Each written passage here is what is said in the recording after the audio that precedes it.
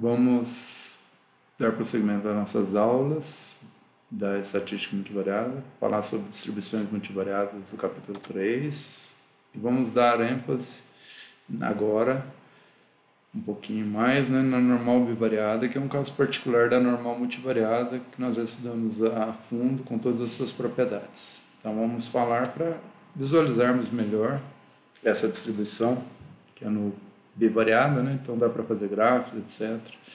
E enxergarmos um pouquinho melhor as propriedades gerais da normal multivariada. Então a distribuição normal bivariada, quando P igual a 2, é um caso particular da distribuição normal multivariada, é um bom exemplo para a gente ilustrar algumas dessas propriedades que nós apresentamos de forma geral anteriormente. Nós vamos considerar as variáveis x1 e x2, para as quais temos a matriz de covariância sigma, variância sigma1, sigma2, 2, as duas variáveis, e sigma1, 2, que é idêntica a sigma2, 1, que é a matriz simétrica, e o vetor de médias, mi1, mi2, vetor 2 por 1. Na forma transposta aqui, como nós já cansamos de explicar. A covariância, a gente pode expressá-la como função do coeficiente de correlação, porque nós definimos coeficiente de correlação igual a covariância dividido pela raiz do produto dos desvios padrões, que é a raiz do produto das variâncias. Então, se a gente isolar sigma1, 2 como ρ1, 2, se eu quisesse colocar aqui, raiz do produto das variâncias, nós expressamos a covariância dessa forma também. Tá? Então, ρ1, 2 ou ρ simplesmente para simplificar um pouquinho a notação. Então, para apresentar a função de densidade de probabilidade normal da bivariada, da x1 e x2, devemos obter, por exemplo, o determinante da matriz. Então, se a gente calcular o determinante, é isso vezes isso, menos o quadrado disso. O quadrado disso é ρ ao quadrado, e a raiz quadrada do soma aqui fica sigma1, sigma2, 2. Sigma1 vezes sigma2, 2 em evidência fica 1 menos ρ ao quadrado. Que é essa expressão que está aqui. E a inversa é 1 sobre determinante vezes a adjunta dessa matriz. Então, a gente mostra também facilmente que é essa expressão que está aqui. Sigma menos 1, 1 menos, tal.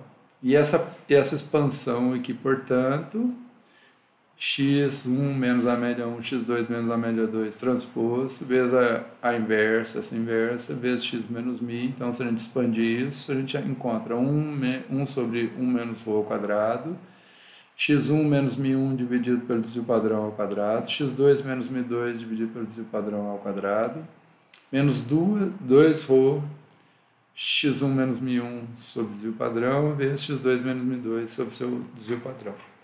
Então, aqui eu tenho os duplos produtos e aqui eu tenho os quadrados, a parte da diagonal.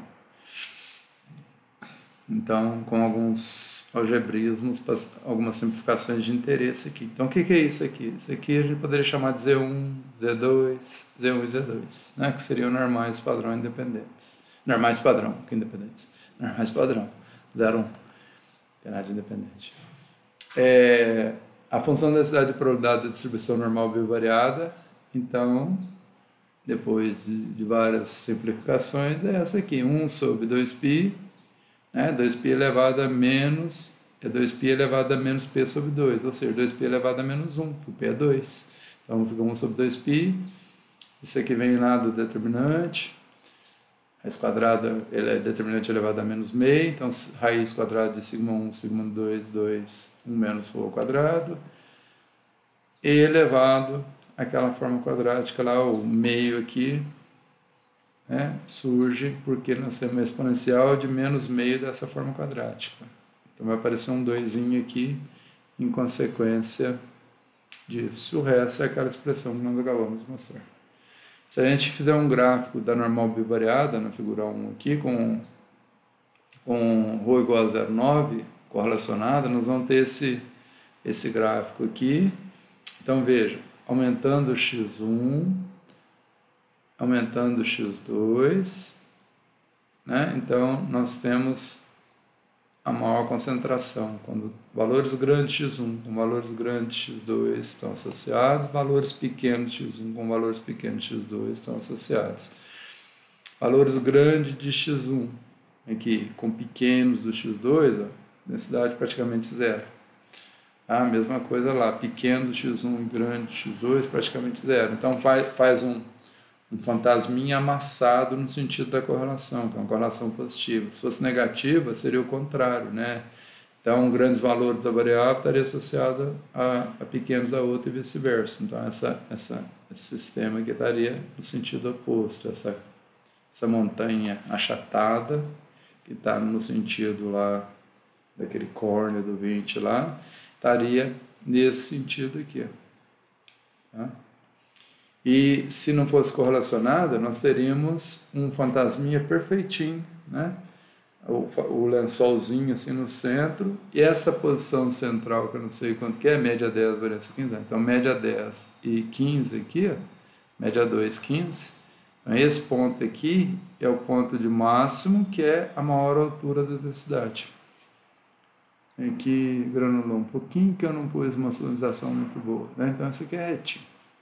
Tá? Então, e as variâncias aqui é 4, a variância da outra variável é 9, então tem mais variabilidade nesse sentido do que nesse. Então, eu teria que rotacionar esse gráfico aqui, e aqui está a densidade, é o terceiro eixo. Os valores da densidade, os valores da variável 1, valores da variável 2, e essa correlação aqui, né, ρ 0,9. Então, 4 vezes 9, 36, dá 6, raiz do produto 6, vezes 0,9, 6,9, 5,4 de covariância. Então, a covariância sigma 2 equivale a 5,4. Observamos que existe uma concentração da densidade sobre a linha reta imaginária que passa sobre a diagonal do primeiro quadrante do plano cartesiano definido pelas variáveis x1 e x2. Quer dizer que existe uma associação entre grandes valores x1 com grandes valores x2, como eu havia explicado lá diretamente no gráfico. Bom, bem como os pequenos valores de ambas as variáveis tendem a ocorrer simultaneamente, como também já havia explicado. A distribuição condicional de x1 dado x2 ela é normal univariada com média, né? Usando aquele teorema da distribuição condicional, que é o teorema 6, que a gente acabou de ver numa aula anterior. M1, né? Aquelas quantidades matriciais, nesse caso, são escalares, sigma 2, que é a covariância, recíproco da sigma 2, veja que é x1 dado x2, da era x2 dado x1, então com as devidas adaptações aqui, x2 menos μ2, que é o valor dado de x2, né? Então essa é a média da variável da distribuição condicional de x1 dado x2 igual a x2. E a covariância, com a devida adaptação, que é do x1, é sigma 1 quadrado da covariância dividido pela variância da variável 2. Se a gente substituir a covariância pelos ρ, raiz do produto das variâncias, e simplificar, está dividido pela outra variância, e simplificar pela outra variância, a gente chega nessa ρ, razão dos desvios padrões da variável 1 com a 2, x2 menos μ2. Então isso é igual a isso. Tá? Fica à vontade para escolher uma ou outra. E se a gente substituir o sigma 2 pelo que ele é, em função de ρ, a gente também simplifica dessa forma aqui. Então, sigma 1 é sigma 1 que multiplica 1 menos ρ ao quadrado. Então, a densidade fica 2π elevado a menos meio, né, que é P menos Q, então Q igual a 1, P igual a 2, então dá menos meio. Essa parte aqui, que é o determinante da matriz resultante, que no caso é a variância resultante, né? O determinante de uma matriz escalar é a própria, elevado a menos meio, exponencial de x menos a sua média, que é essa, dividido por 2 vezes a variância, né? Que é a expressão de uma distribuição normal univariada. Então, o que aconteceu? A variância da x1, que era sigma 1, ficou reduzida por um fator de 1 menos ρ2. Então, a variância, que é isso aqui agora, né? Essa parte aqui, ó, ela ficou reduzida por um fator de ρ2. Por exemplo, quanto maior o ρ2, próximo de 1 ou próximo de menos 1, mais correlacionados para as variáveis, por exemplo, 0,9, então dá 0,81. Então, 1 menos 0,81, 0,19. Então, fica 19% a nova variância fica 19% do valor da variância anterior. Quanto mais próximo de 1, maior a redução nessa variabilidade aqui. Quanto mais próximo de 0, se for 0, isso aqui dá 1 a variância, então não há redução nenhuma da variabilidade. Então, se as variáveis são não correlacionadas, as distribuições marginais e condicionais são as mesmas e não haverá essa redução da variabilidade. Então, vai ter uma redução por um fator de 1 menos ρ ao quadrado na variabilidade. Esse fator de redução a gente chama de fator de Schilling-Cage, que é a teoria dos modelos mistos, da média da distribuição marginal de x1, que depende da distribuição condicional de x1, né? Há um fator Schilling-Cage da média da distribuição condicional de x1, que depende do fator σ1, 2, σ1, 2 sobre σ2, 2. Ó. Essa divisão aqui. Tá? Isso aqui está dividindo, né? Porque eu estou fazendo produto por recíproco do outro. Aqui desculpa, tem um erro, acabei de ver, é condicional. x1 dado x2. Bom, na próxima aula, então, a gente vai ver elipsóides de concentração. Então, era só para mostrar. Tem mais detalhes no livro, quem quiser pode ver com mais detalhes, mas eu acho cansativa essa parte, porque é simplesmente aplicações de resultados e algumas contas assim, enfadonhas de ficar sendo feitas, né? De forma expandida, em vez de ser forma geral matricial. Então, espero que vocês tenham gostado e podem ver mais detalhes lá. E desculpe pelo errinho ali, que é a distribuição condicional.